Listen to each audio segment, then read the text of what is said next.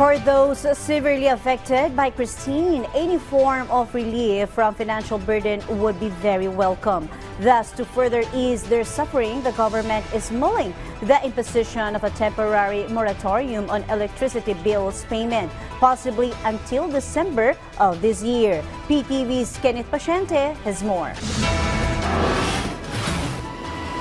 The devastation left by Typhoon Kristine in the country is significant. The electricity supply in a large part of the country was cut off. Following this, President Ferdinand R. Marcos Jr. seeks to spare the hard-hit victims and affected individuals of any more added burden, especially in areas under a state of calamity. Therefore, he ordered the Energy Regulatory Commission, or ERC, to study the implementation of temporary relief from electricity payments in areas affected by the typhoon. In a statement, the Presidential Communications Office, or PCO, said the President instructed the ERC to immediately study the implementation of a 2-month moratorium on electricity payments in areas under state of calamity from this month until December. He also wants the staggered payments for such months if necessary. According to the PCO, this measure remains part of the government's efforts to assist those affected by the severe storm. The National Electrification Administration, or NEA, on the other hand, continues to work to restore electricity in areas severely affected by Typhoon Kristine. In fact, of the total 2.1 million household connections affected, only 500,000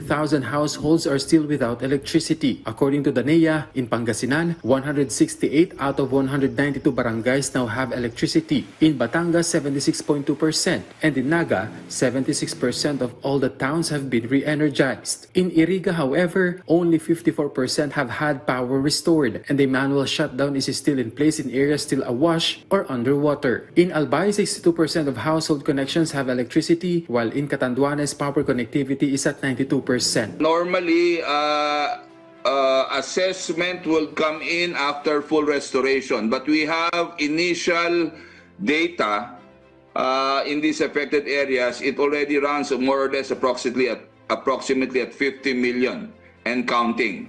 Kasi mahihirapan pang i-assess dun sa mga lugar na lubog pa sa tubig. But in any case, tuloy-tuloy naman ang aming pagtulong at pag-augment ng pagpapadala ng mga additional manpower, additional boom trucks to fully help the affected areas restore electricity. Currently, the NEA has sent 40 teams to Albay to assist in restoration efforts there, despite the challenges in some areas still underwater. The NEA also assured critical service establishments like hospitals, evacuation centers, ports, and others have power lines. Safety will be an issue here not unless and until mawala ang mga tubig to make sure na safe ang pagre-restore ng electricity. Yun lang ang magiging balakid sa atin, ano?